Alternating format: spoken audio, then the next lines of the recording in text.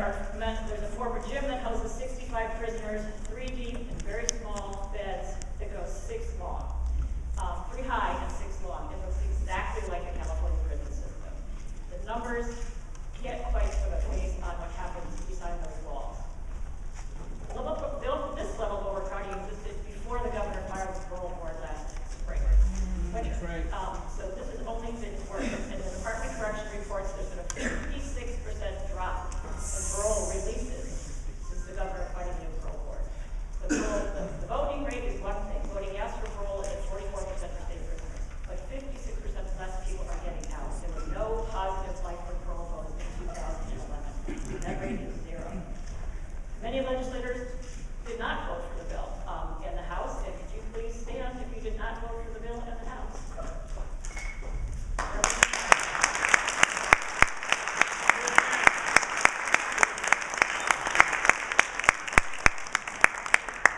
Many who did vote for the bill feel very badly. They were misinformed. They were told in the Senate that the cost would be neutral.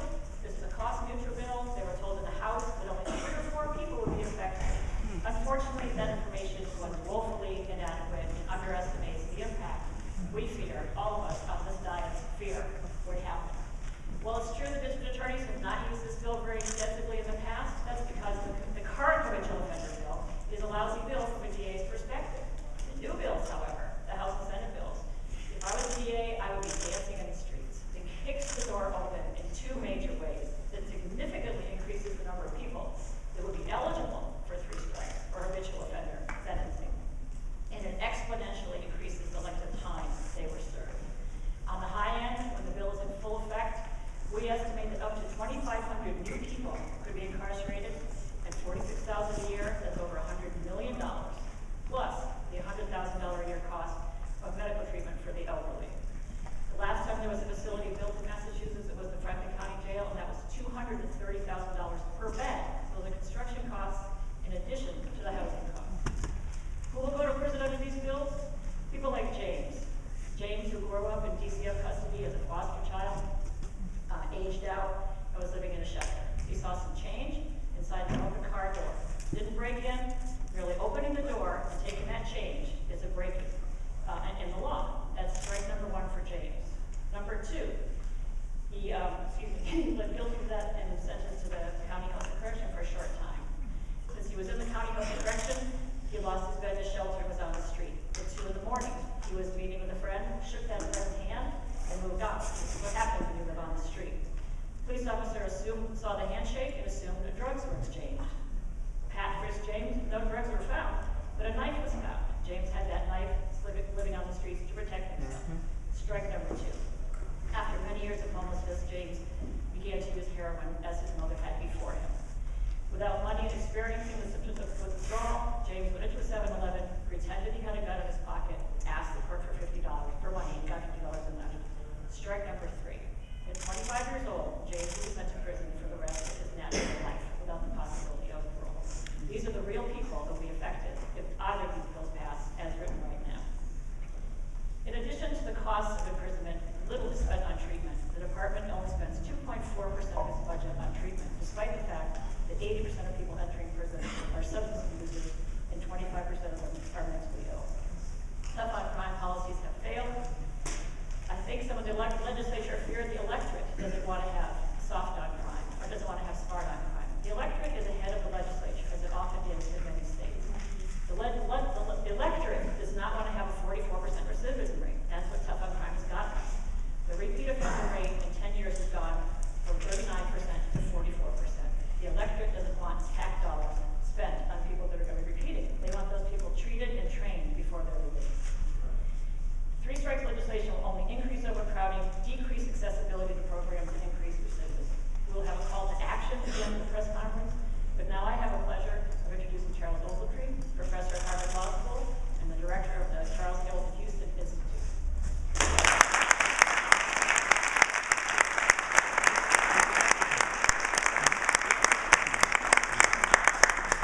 Thanks so much. I'm very pleased to see again that we've held these sessions community here and finally have the chance to hear from the community about these very vicious efforts to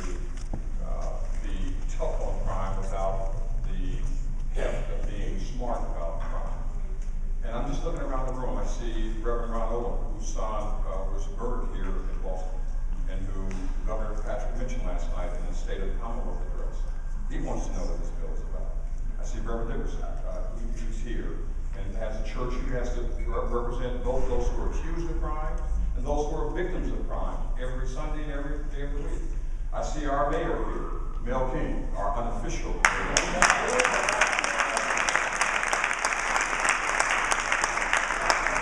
When we talk about leadership, the individuals like that who have been out and making a difference are the people that we should be listening to and talking to. This is not a bill that's smart about crime. This is something that's thrown together, both the Senate and the House, trying to show that they're tough on crime. And no one has really talked about the real cost. And in the discussion I had with Senator Tarr, he said, oh, it's only going to cost a few $100,000. Where did that figure come from? It makes no sense at all. But you know what's going to happen. You've already heard about the overcrowded prisons. You've heard about more people are going to be detained. You've heard about all the challenges. It's going to cost us. It's going to cost us all the things that we won't have, like jobs, like food, like gas for our cars, or tokens to ride the tea. All of that's going to be impacted by this nonsensical, mean-spirited bill that's being proposed now. And we have to stop it. Because people in California did the same thing, thinking they were going to be tough on crime, and now the Supreme Court has told them, either you let thousands of people go, or we will. That's what happens when you have everybody uses the argument that crime is down. Crime is down across the country. And yet we're going to get tougher and meaner and more irresponsible in the way we're looking at the way to address this problem. No one's talking about feeding children. No one's talking about getting kids to school. No one's talking about shelter for those who are cold. No one's talking about jobs for those who are unemployed. If we want to change the Commonwealth, take care of the people who need something and not just focus on punishment. It's the wrong angle, it's the wrong purpose, it's the wrong time, it's the wrong bill, and we have to stop it right here, right now, and say this is not.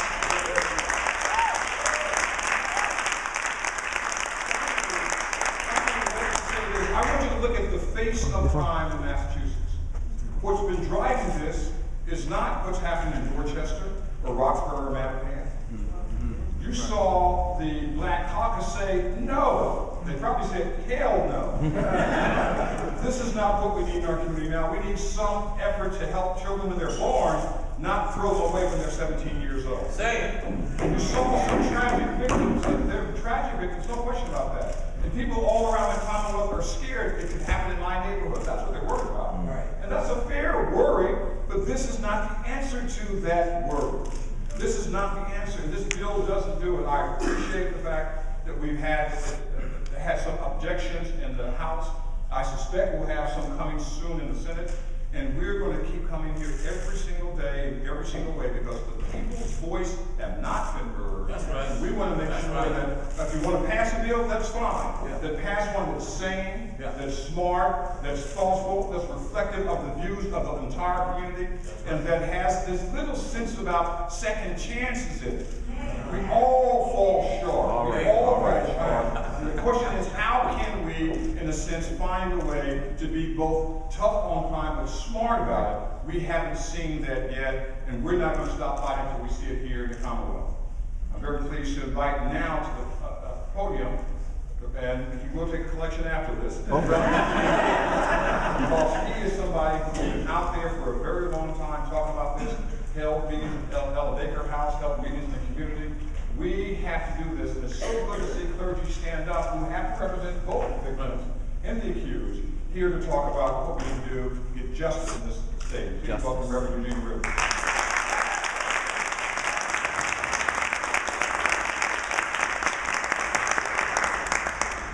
I want to simply, briefly continue the message that Professor Ogletree has communicated to us and turn up the volume a little bit.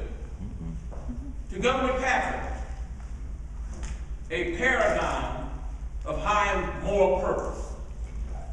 We need you to play a more constructive role in this discussion and debate.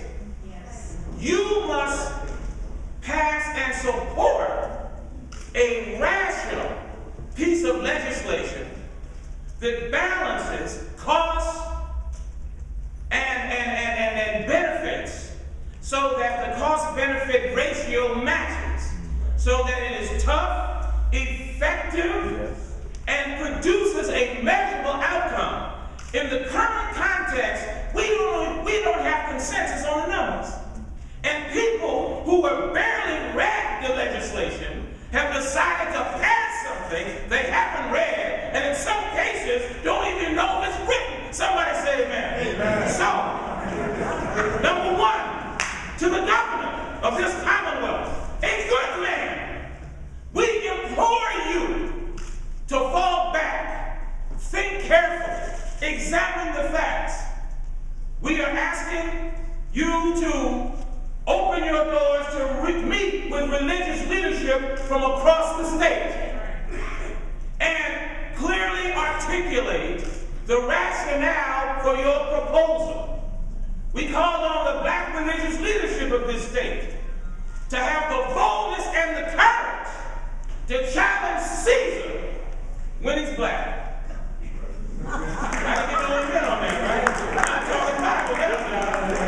We must have the moral courage and risk our own political convenience to do the morally right thing and challenge our leadership when they are tempted to do that which is ideologically convenient and serves short-term political gain. Somebody say amen. Amen. To Senator Tarr, this is not a question of an accounting procedure.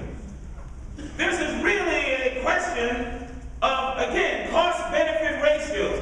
A, we don't know the numbers, so don't rush us to making a decision.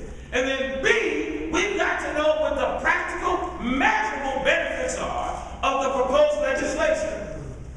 It's really a question, Senator Tarr, of fiscal waste management and accountability. And then lastly, to the faith communities in this Commonwealth, I want to commend the Massachusetts Catholic Conference because as we speak, they are now undertaking a study of both pieces of legislation to come up with a position. I talked to James Driscoll, and I want to commend them publicly because Professor Ogletree yesterday morning, when they walked in the office, they say, we are undertaking a study to get on this thing, Rivers, because we don't want to hear from you again. Amen. Now, we call also on Bishop Shaw of the Episcopal Diocese, the United Methodist Church, the Presbyterians, and all of the major faith communities of this state to stand in the gap, to speak prophetically. Listen, we are less than 20 days from celebrating Martin Luther King's birthday. Ben Thompson pointed it out to me, right? Now, in the spirit of Martin Luther King, let's do the right thing. Let's have the courage to challenge Caesar when he might be misguided or might be tempted to do the wrong thing. And I am asking the faith communities, I conclude, the faith communities to stand up, let your voices be heard. Governor Patrick, we love you. Now we need you to do the right thing, and we must confess that we will hold you accountable for this. This will not be legislation that's passed, and those who are indifferent to conscience and reason, you will pay a price. You should pay a price. The demands of justice require to whom much is given, much is required. And on that moral ethic, we base our claim. Let everybody say amen. Amen. All right, I give you now. I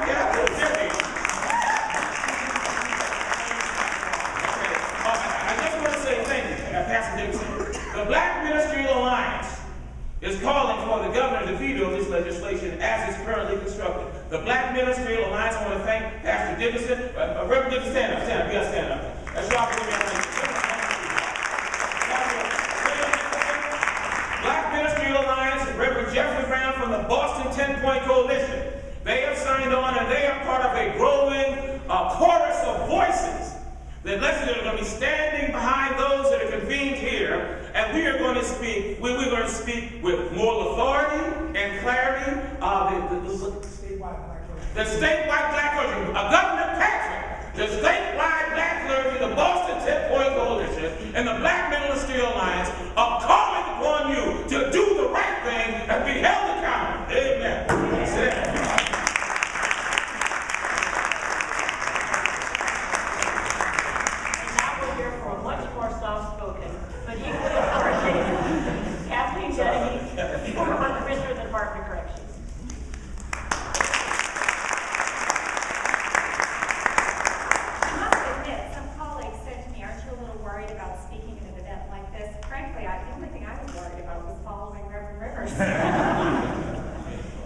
of this morning's speakers has very different particular concerns about the proposed three strikes bill.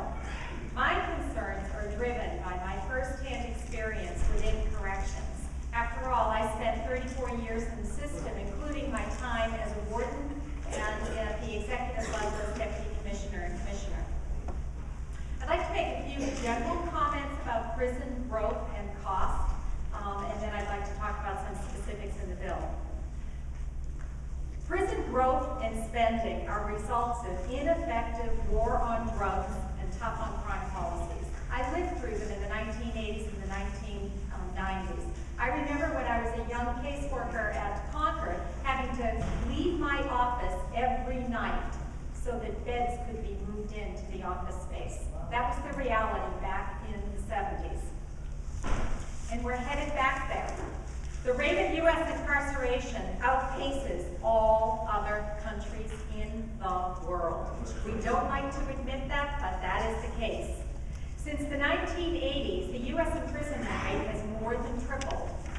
And we disproportionately send blacks and Latinos to prison for longer periods of time than at any previous point in our history. The racial disparities alone should be a concern to us all. And also, I know this firsthand, prisons are filled with those who are mentally ill and those with drug addictions in serious need of treatment. Our over-reliance on incarceration comes at a tremendous cost to taxpayers, with little or no return on investment. We would not run a business this way with these and accept these results. States overall have increased their corrections budgets by 303% in the last 20 years, according to the Pew Center for the States. This surpasses budget increases in all other categories except Medicaid. It's a budget buster. The economic costs of this incarceration rate are not sustainable, and it leaves less money on the table for education, health care, and other state priorities. Prisons is a very expensive sentencing option, and it should be reserved for those that are in most need of it. In 2003-2004, the GCCR, the Governor's Commission on Corrections Reform, was chaired by former Attorney General Scott Harshbarger. That commission spent much time describing the costs of corrections and the unintended consequences of mandatory sentences on both reentry and recidivism rates. And I would commend that report to all of you to go back and revisit it, lest we repeat history. My principal concerns with the bill are many, but I'm going to focus in on a couple and really skirt through the overcrowding and the costs because the previous speakers have done so well addressing that. But I want to underscore that the statute, as drafted, too broadly defines the class of offenders who would now be considered habitual offenders. This could have major unintended consequences, both for individuals and for the system at large, at both levels of analysis. Because there's a potential for low-level offenders to end up serving mandatory maximum sentences intended for the most violent felons. Again, prison is an expensive sentencing option. We should reserve it for those that are the most serious offenders. And I urge the removal of some crimes from subsection B of chapter 27, section 5. Some offenses are simply not suitable for inclusion on this list, based upon the lack of seriousness of the actions required to meet the element of the offenses, specifically assault, battery, simple assault. Let's talk about an offender who has been sentenced twice for, let's say, dealing cocaine. And that individual leaves prisons without his drug problems having been addressed. Let's say he goes on to commit another robbery to support his addiction. This third strike could result in a life sentence for that offender. Again, extending his or her period of incarceration is an expensive option, and it could result in other offenders who have committed fewer but more serious offenses being released earlier. Is that the intent of this legislation? I think not.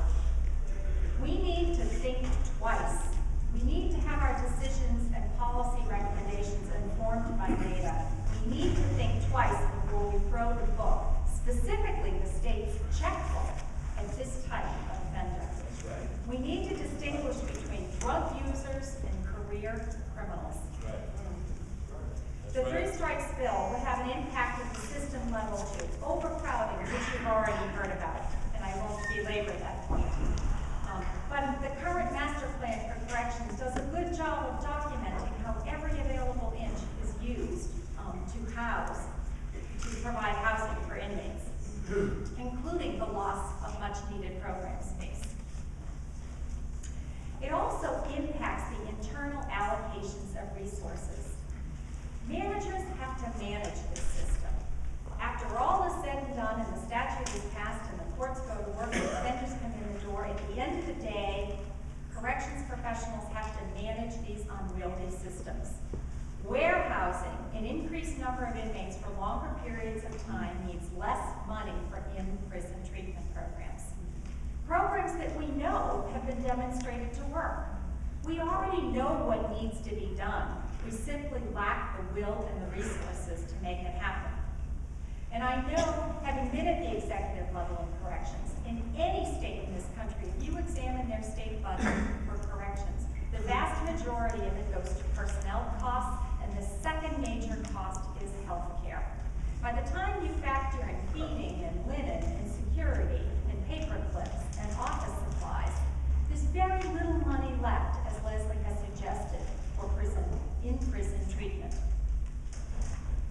The addition of many new offenders into the system further curtails the available funding that's on the table. The DOC already has inadequate resources to tackle drug addiction and effective reentry services for those who need it most. Nationally, it's estimated that only 10 to 30% of the offenders who are currently doing time ever get the treatment or programming that they need. So let's not delude ourselves that the programs will appear. They won't, in all likelihood.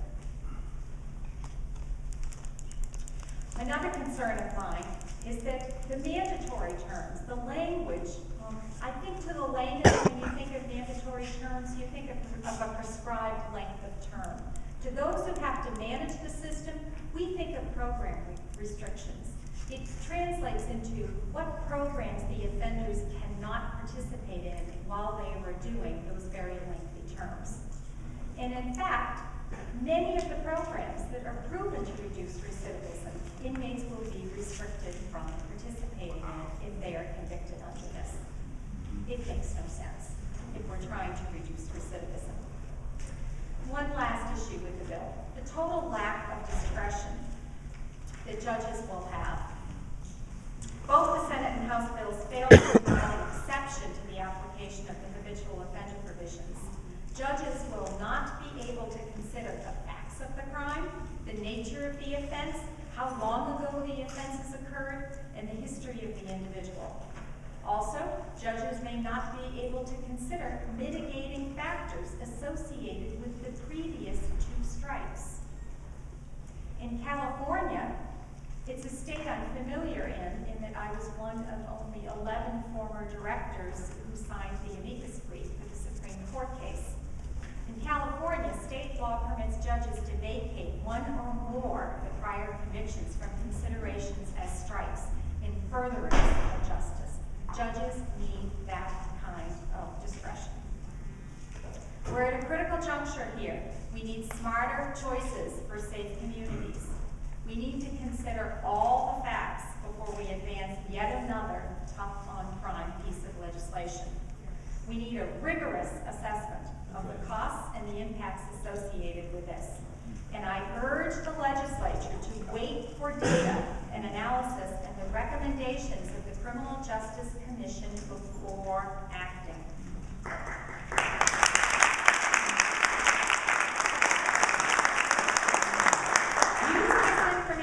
To weigh various sentencing options and corrections policy options, and to locate the scarce resources we need to advance these goals. We should follow the lead of many other states that have already advanced reforms by implementing evidence-based sentencing to control crime and reduce costs, a topic that was addressed at the National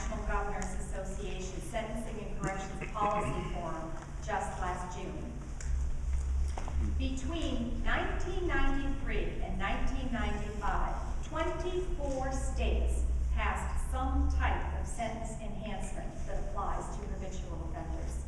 At least 16 of them have made notable changes to those laws. They have gone back and amended them.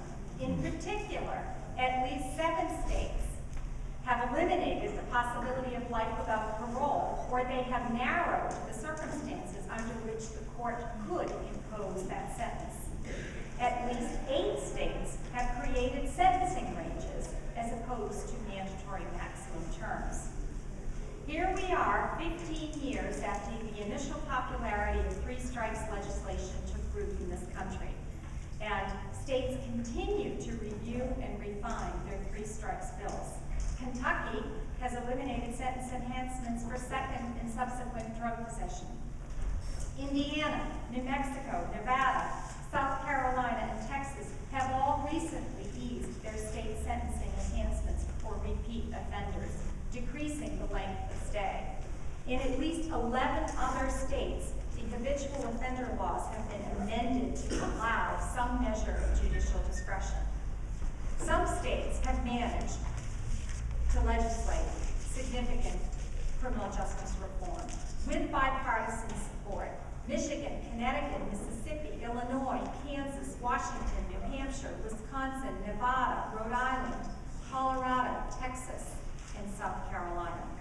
And lastly, Oklahoma just completed a massive justice reinvestment initiative, a data-driven, and that's the key, a data-driven analysis of the state's criminal justice system led by the Council of State Governments Justice Center. It was guided by a 20-member bipartisan group of state and local criminal justice stakeholders.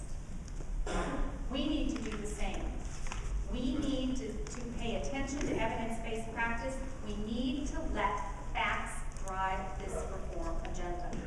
And once we do, we then need to maintain oversight during the implementation. And at this point, I'd like to put a plug in for Representative Khan's long-standing bill for corrections oversight. We need to track it, we need to monitor it so that we have the data when we're faced with critical decisions such as this.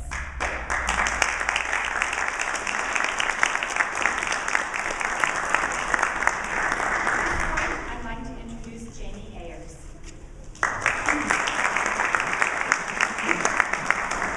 Thank you, Commissioner Denby. Before Jamie speaks, I want to acknowledge some other reps who have joined us and staff in the senator's offices. Will you please raise your hands or stand so that we can thank you for coming?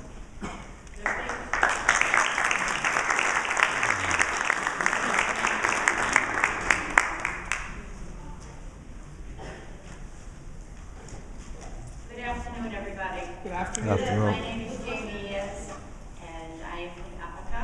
Epica is ex-prisoners and prisoners organizing for community advancement. I am on the board of directors there. I'm an addict, and I am also an ex-offender and considered a habitual offender. I'm here today to ask the House and the Senate to fix this bill that we call 3 strikes bill, because this not only affects the most atrocious and hardened criminals, but it affects people like myself who have been rehabilitated or can be rehabilitated. And it certainly is not fair. I just want to say a little bit about myself. I come from a decent family.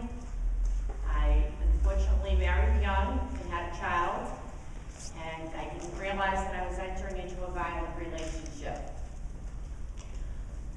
In those days, which was back in the late 70s, early 80s, you stayed married. You didn't do a whole lot of talking. You didn't tell what was going on inside of your house. And I became full of shame, embarrassed, mortified, and let anybody know what was going on. I married an addict. And eventually, I picked up drugs too. And I forgot all the pain that was in my life. My ex-husband, I have since divorced, my husband had gone to prison. And during a 7-year span from the early 90s to probably almost like 97, 98 years old, I had a little run with the crowd. Luckily, this bill was not, luckily, this bill was not the law in those days. Had this bill been in effect, I would have done 10 years minimum in prison, to a cost of the taxpayers of roughly $470,000. I have 4 children. Let's put all them in foster care and add up how much that would cost for 10 years, as well as the harm that it would cause them psychologically. That's right. That's right. I was sentenced to jail, which I deserved to go. I took responsibility for my actions. I do want to mention my habitual offender. I had 1 assault and battery, and that did not even require an emergency room visit.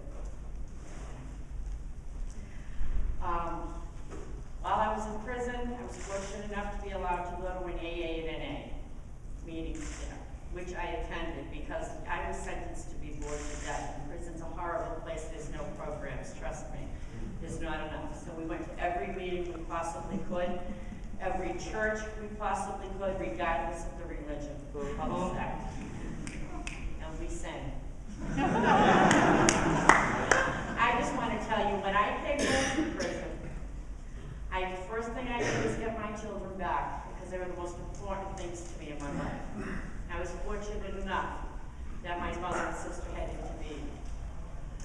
After that, I enrolled in school, and I was able to achieve my first college degree.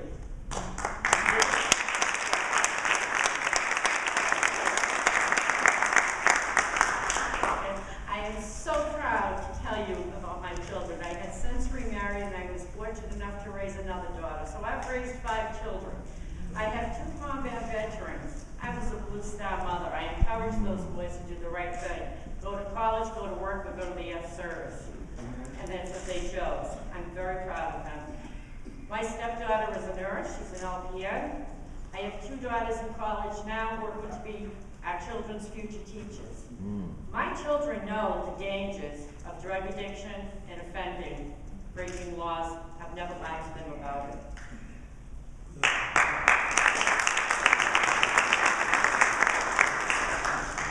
I just want to say, my educational journey is not over. I will be graduating in May with a college degree in human services.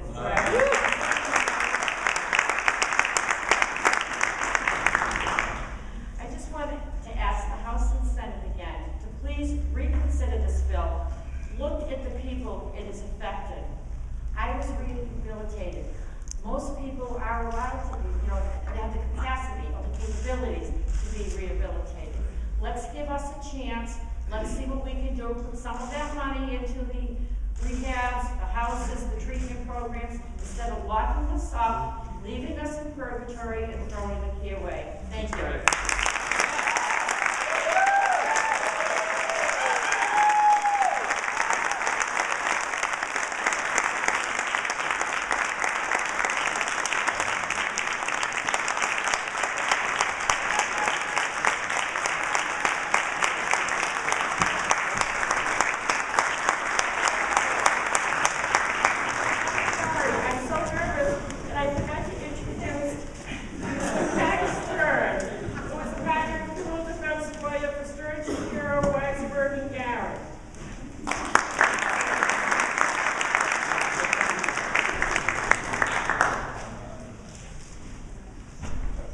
I am here today as the president of the Massachusetts Association of Criminal Defense Lawyers, and I would like to make just 2 points to you this morning.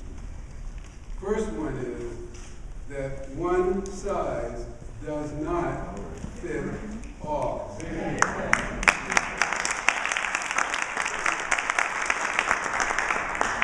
pending legislation is based upon the flawed premise that the same sentence will work for everyone.